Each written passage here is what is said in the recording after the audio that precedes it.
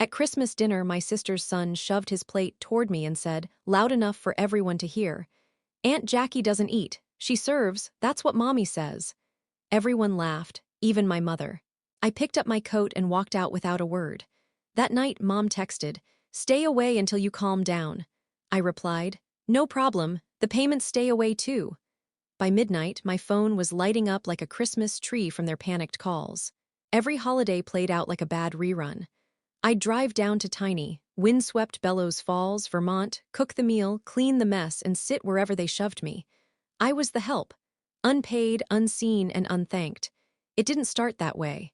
But ever since I got a good job out in Albany and moved out of state, I guess I became the lucky one. Meanwhile, my sister Melanie stayed close. Had a kid at 21. Divorced at 24. Now 32 and still acting like life owed her something. Mom bought into the whole pity parade. "She's doing her best, Jackie. Single moms have it hard." But what she meant was, "You're childless and employed, make yourself useful." That Christmas, I got there at 2 p.m. Dinner was at 5. Melanie and her kid, Colton, waltzed in at 3:30 with a plastic pie and a complaint. "This place is boring." I was elbow deep in mashed potatoes. Mom gave Melanie a warm, lipstick-stained smile. "There's my girl."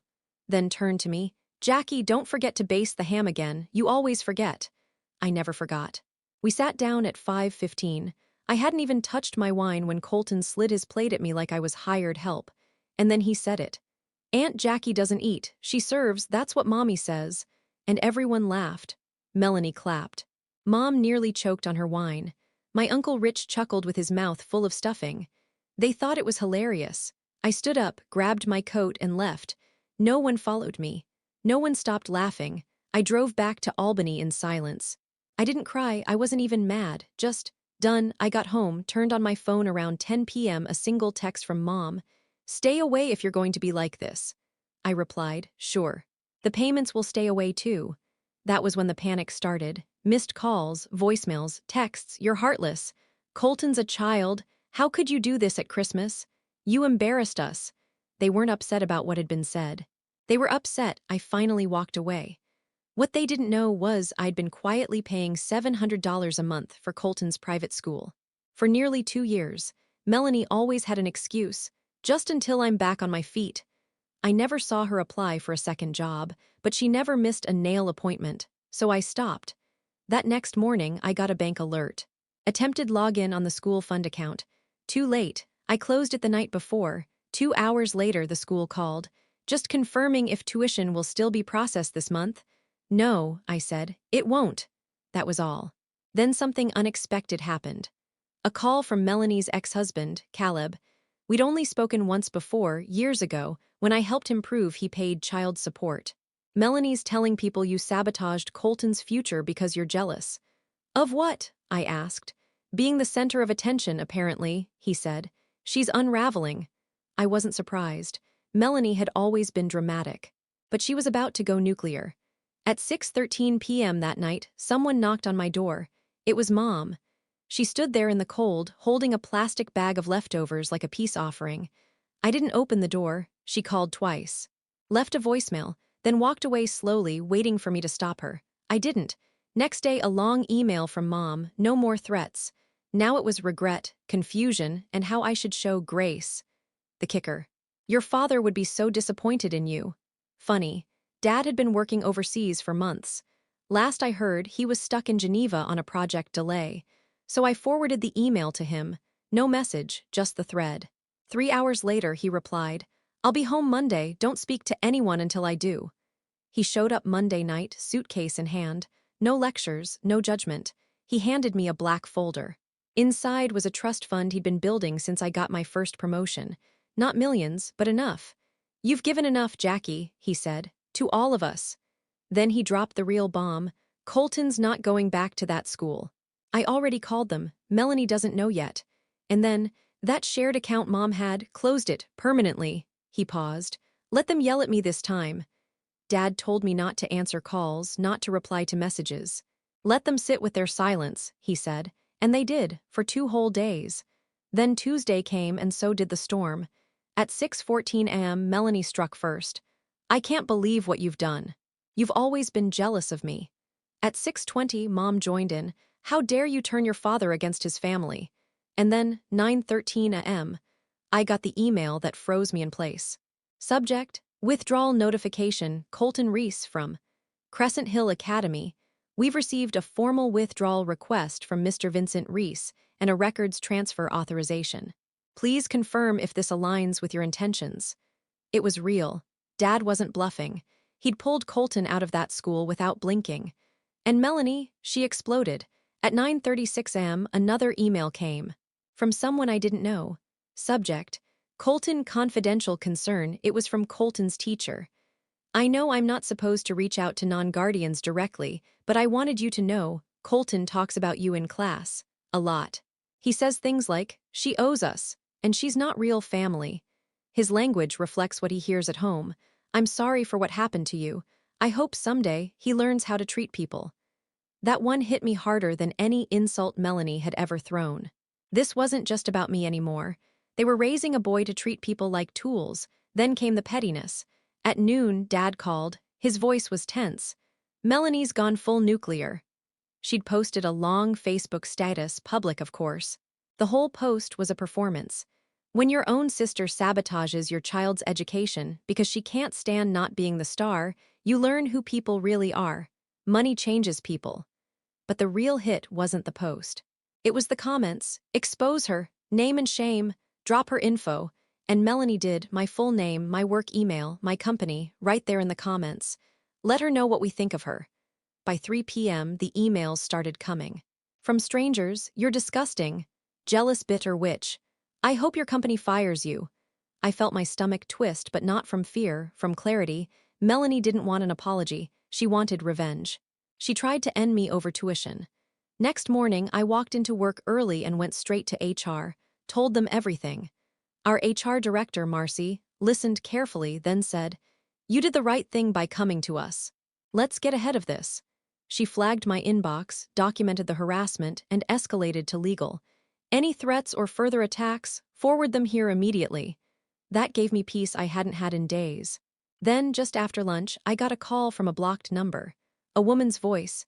"Miss Reese, this is Michelle Langston. I'm a family law attorney representing Melanie Reese. She's requested we reach out for informal mediation before pursuing legal action." I laughed. Legal action? For what? She claims you made a verbal agreement to fund her son's private school through high school.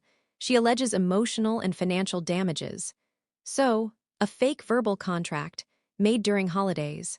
While I was basting ham, I said, "I'm obligated to ask if you're open to mediation." "No," I replied. "I'm open to reality, that's it." I called Dad.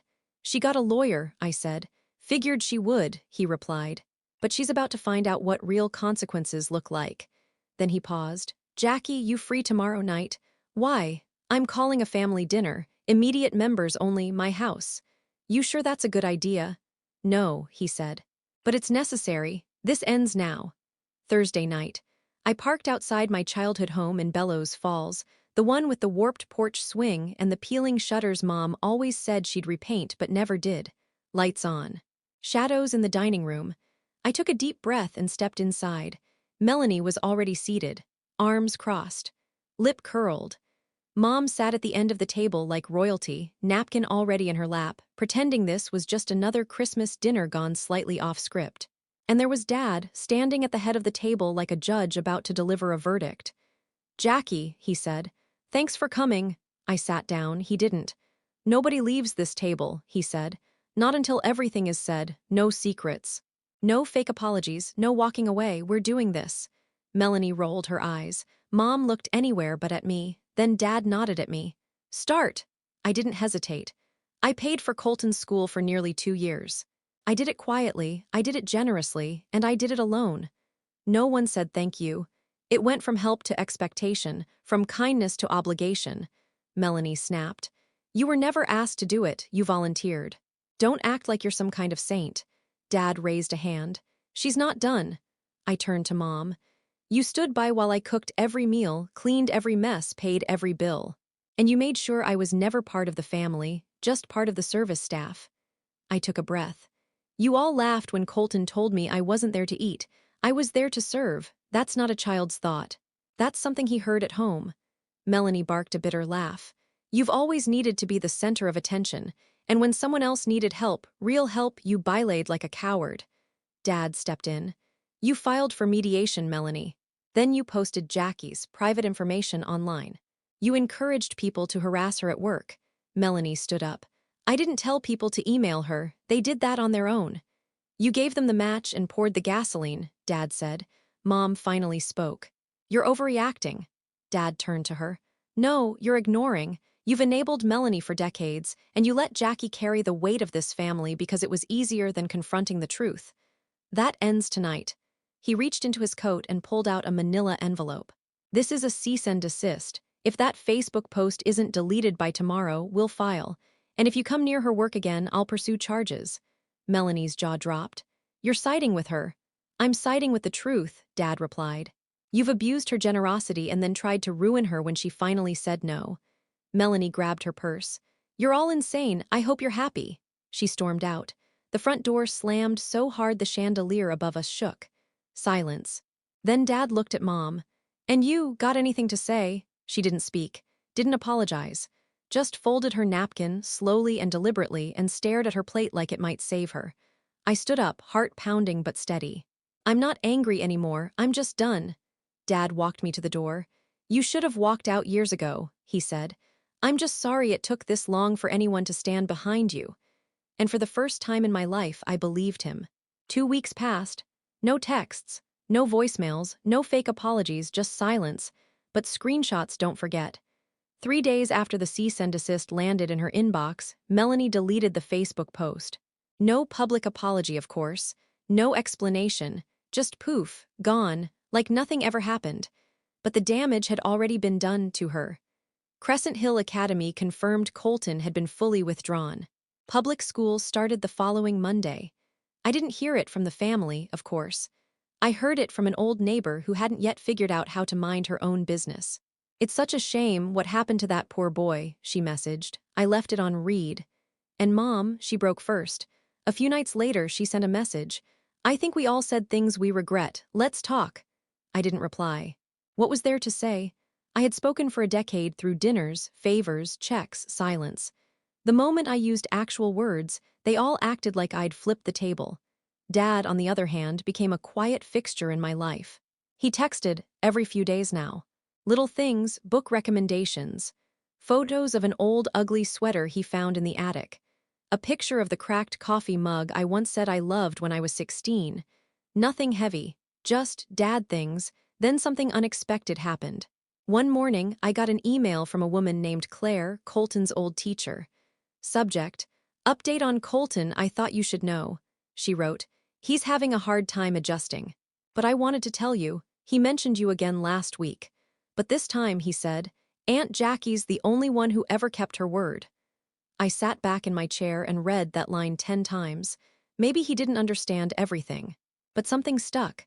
That weekend, I stopped by Dad's place. He was in the garage, sorting through old tools. You're early, he smiled. Thought I'd surprise you, I said. He handed me a dusty toolbox. Found this the other day, yours apparently. You carved your name in it when you were 12. Sure enough, scratched across the top was my crooked little name, Jackie.